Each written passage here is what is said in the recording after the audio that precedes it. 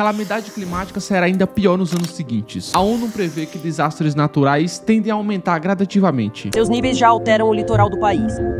A capital da China está sufocada em sua pior poluição do ano. 11 meses de recorde. Temperatura anomalia da Terra vai completar um ano. Clima severo no Texas. Tornados, ordens de evacuação e previsão de aumento nas próximas semanas. Com chuvas intensas em fevereiro, Salvador tem um aumento de 400% em deslizamento e alagamentos. Bom, chuvas intensas, calor extremo e desastres naturais sempre existiram. A diferença é que agora está se tornando cada vez mais frequente você abrir sites de notícias como esse e encontrar esse tipo de reportagem. Tempestades, aumento da temperatura, tornados, são eventos que vêm afetando famílias, deixando crianças sem pais, deixando pais sem lares. E no epicentro dessa crise, aqui na nossa região da América Latina e do Caribe, as pessoas estão sofrendo com um recorde de desastres. E o mais alarmante disso é que 77% de todos eles estão ligados diretamente a tempestades e enchentes, que são cada vez mais alimentados por um fenômeno chamado El Niño, em conjunto com todo o aquecimento global. Em uma coletiva realizada no dia 5 de maio de 2024, o chefe da ONU discutiu a situação da América Latina com um foco no cenário climático intenso aqui no Brasil. Segundo ele, esses eventos traz uma luz às anomalias do planeta Terra e deixou claro que a intensidade dos eventos climáticos não são mais do que uma outra manifestação muito dolorosa de algo que já sabemos que está acontecendo no globo. Ele enfatizou que esses eventos climáticos extremos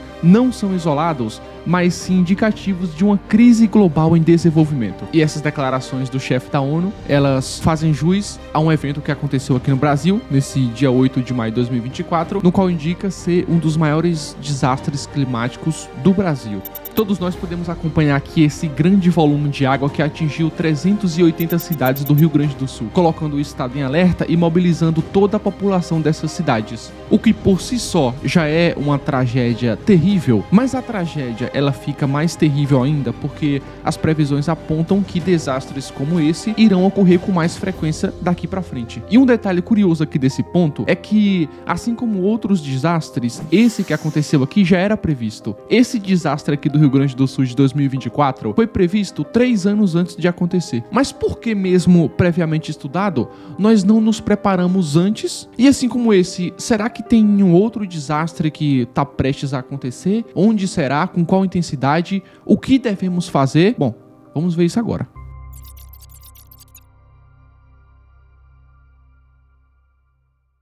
Sabemos que o nosso planeta já passou por 5 grandes extinções em massa, sendo uma delas a dos dinossauros, que provavelmente você já ouviu falar. Ao longo de milhões de anos, meteoros, vulcões, quedas da oxigenação e outras perturbações ambientais significativas chegaram a dar fim em cerca de 80 a 90% da população dos habitantes da Terra. Então aqui você pode até pensar, bom, se já houveram 5 extinções em massa, eventos como esse do Rio Grande do Sul ou outros que estão acontecendo no mundo, é normal. Ou seja, catástrofes assim, é normal e provavelmente a hora do ser humano ser extinto ou alguma coisa do tipo vai acontecer também. Bom, de fato aqui, as extinções ocorridas até o momento foram extinções naturais. Isso significa que foram causadas pela própria natureza. O que, segundo o paleontólogo Mário Coswol, do Instituto de Ciências Biológicas da Universidade Federal de Minas Gerais, elas aconteceram de forma homogênea em todas as partes do mundo e causam desaparecimento em massa de pelo menos 75 das espécies em um curto período de tempo geológico, que seria em um tempo menos de 2,5 milhões de anos. Entretanto, o que muitos cientistas estão descobrindo nos últimos tempos é que muitas espécies estão desaparecendo em uma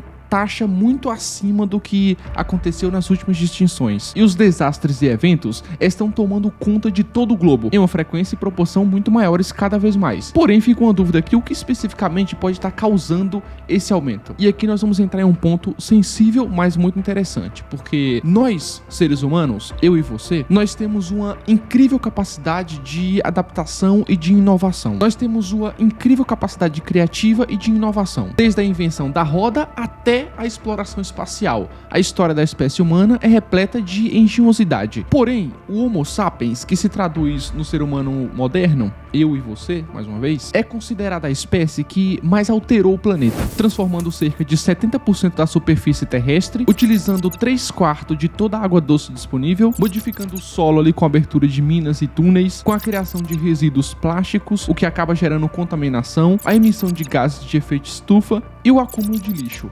foi observado que grande parte dos desastres naturais e esses eventos climáticos extremos que estamos testemunhando têm sido exacerbados pelas nossas atividades, e a sua principal causa é o rápido aumento das temperaturas globais e mudanças nos padrões de precipitação. O mundo agora está aquecendo mais rápido do que em qualquer outro momento da história.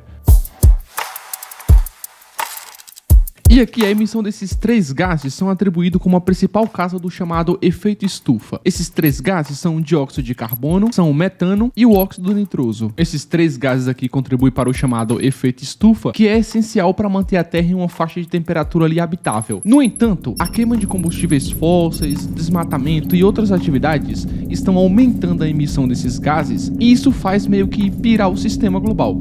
E com esse sistema meio que pirando ali, passa a ter mais o derretimento das calotas polares e geleiras, passa a ter um aumento do nível do mar, mudanças nos padrões de chuva e de seca, um aumento na frequência e na intensidade de eventos climáticos extremos, como ondas de calor, tempestade, furacões. De acordo com o professor do Instituto de Energia e Meio Ambiente da Universidade de São Paulo, que é Pedro Cortes, a repetição de eventos extremos tem acontecido muito rapidamente. Não é um evento que você olha e fala: isso não acontece há 50, 100 anos. Não, esses eventos extremos estão acontecendo de maneira repetitiva, com uma frequência muito grande, o que é também um pronúncio da tendência ao agravamento. E aqui na prática, para eu e você saber como nós, seres humanos, somos afetados por isso, é bem simples de entender também. No mês de maio de 2024, no Rio Grande do Sul, foi registrado a maior catástrofe climática do estado e uma das maiores do Brasil, com corpos boiando na água, pessoas feridas, inúmeras pessoas desaparecidas. O volume de chuva que era esperado para 20 dias na região choveu em apenas 3 dias, com curtas interrupções, e depois disso ainda continuou chovendo com fortes tempestades.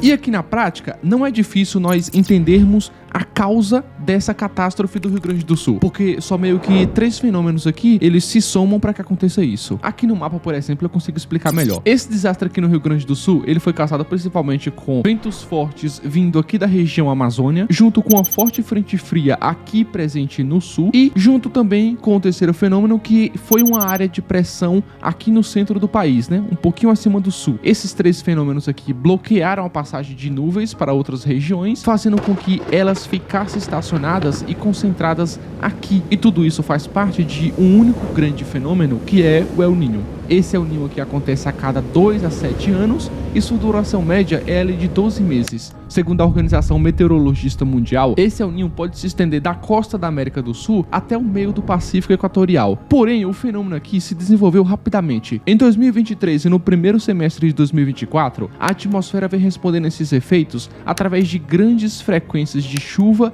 e instabilidade com frentes frias, o que chamamos de ciclones extratropicais. Essa alta pressão aqui atmosférica acima do Rio Grande do Sul atua como uma espécie de barreira, fazendo ali um bloqueio atmosférico entre 2 polos, o que não permite que essas frentes frias e precipitações que atuam na região gaúcha possam seguir acima e se dissipar. Enquanto isso, toda essa quantidade de chuva aqui, com intenso volume em muito curto prazo, se acumulou em uma região que apresenta uma particularidade no solo e condições geológicas específicas. Todo escoamento dessa água será através dessa lagoa aqui, que é a Lagoa dos Patos, o que possui uma saída para o mar, porém, ela tem uma passagem muito pequena, de aproximadamente 500 metros aqui, essa pequena passagem. E por isso, o processo de drenagem de toda essa água que se acumulou aqui no estado é de forma muito lenta. E enquanto isso, as pessoas ali foram atingidas de forma severa em diferentes níveis, seja pelas enchentes, pela falta de energia, por falta de abrigo, falta de água, etc. Porém, essas catástrofes climáticas, elas não aconteceram só no Brasil. Nosso vizinho aqui, o Uruguai, apresentou nesse mesmo período cerca de 1.300 pessoas ali desabrigadas em decorrência da forte precipitação e a dificuldade no escoamento do acúmulo de água. Outras regiões ao redor do mundo, incluindo aqui a China, o Quênia, Arábia Saudita, Emirados Árabes, também estão enfrentando impactos significativos nas chuvas intensas. Segundo relatos do jornal The Guardian, nesse mesmo período que estava acontecendo a catástrofe no Rio Grande do Sul, outros eventos meteorológicos resultaram também na perda de vida ao redor do mundo, com pelo menos 4 pessoas que perderam suas vidas e mais de 110 mil pessoas se deslocaram de suas casas na província de Guangdong, na China, para outras regiões. Aqui em Zhuoqing, também na China, mais 3 pessoas perderam suas vidas, e nessa outra região aqui de Shaogun, um socorrista acabou perdendo sua vida. Mas nós não podemos prever e acabar mudando esses eventos? Bom, desde 2021, alguns modelos climáticos previam que uma catástrofe iria acontecer no Rio Grande do Sul em decorrência do aumento da pressão atmosférica na região. Porém, mesmo sabendo disso, os governantes aqui meio que não fizeram muita coisa para poder evacuar essa população ou mexer na infraestrutura para evacuar essa água rapidamente. E então o desastre de fato aconteceu, e diante dessa situação nós presenciamos pessoas perdendo suas casas, perdendo seus familiares, perdendo todos os seus bens, animais abandonados, filas quilométricas para ter acesso à água potável e outros suprimentos básicos. O clima aqui, ele não responde diretamente. Por exemplo, quando há uma alteração, ele acaba demorando de responder essa alteração devido ao tamanho da Terra. Então, há uma inércia para essas mudanças. Porém, o ponto aqui é que hoje está acontecendo muitos eventos em resposta a algumas mudanças que foram feitas lá atrás, e hoje pouquíssimos lugares, principalmente no Brasil, estão preparados para respostas assim tão intensas da natureza. Nessas horas é que as figuras importantes, principalmente políticos, mas não só eles, devem trazer à tona a implementação de sistemas eficazes para resolver problemas como esse. Há países ao redor do mundo que já adotaram medidas de planejamento, principalmente em áreas urbanas, para poder diminuir os impactos causados por crises climáticas, como por exemplo a construção das chamadas cidades esponjas, que utilizam infraestruturas verdes para facilitar a infiltração, a absorção, o armazenamento e até mesmo a purificação das águas pluviais, ajudando a reduzir os impactos das enchentes e a promover uma gestão mais sustentável das águas urbanas.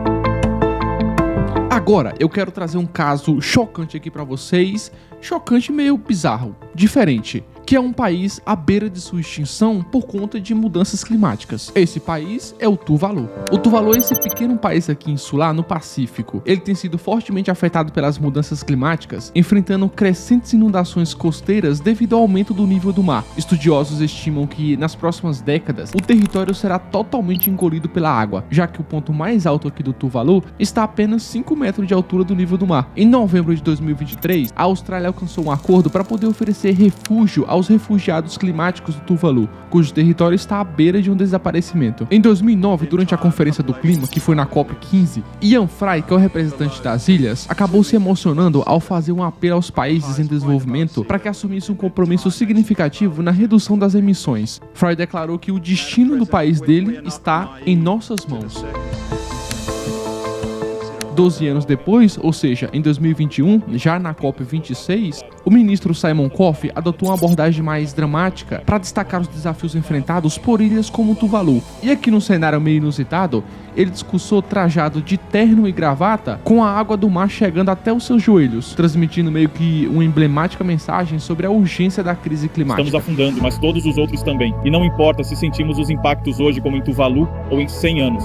Todos sentiremos os efeitos terríveis desta crise global um dia. Nossas ilhas são sagradas para nós. Foram o lar de nossos antepassados. Elas são o lar do nosso povo hoje. E queremos que continuem sendo o lar do nosso povo no futuro. Este apelo de Tuvalu não é apenas uma declaração política. É um apelo que ressoa de nossas 8 ilhas e nossos 12 mil habitantes para a comunidade internacional. A todo momento nós recebemos notícias de catástrofes que prejudicam a vida de milhares de pessoas. É impossível não lembrar de frases como a de Ian Fry, representante de Tuvalu na COP15, falando que o destino do país dele está nas nossas mãos. Essa afirmação nos lembra da responsabilidade que temos não apenas com as nações ameaçadas, mas com o futuro do nosso planeta. O discurso do ministro Simon Coffey não foi só sobre as ilhas ameaçadas, também foi por conta dela. Mas além disso, ele fez um apelo em prol de todas as comunidades que enfrentam as consequências do nosso impacto no meio ambiente. E nesse contexto, nós observamos os impactos ambientais aqui do nosso lado, aqui no Brasil,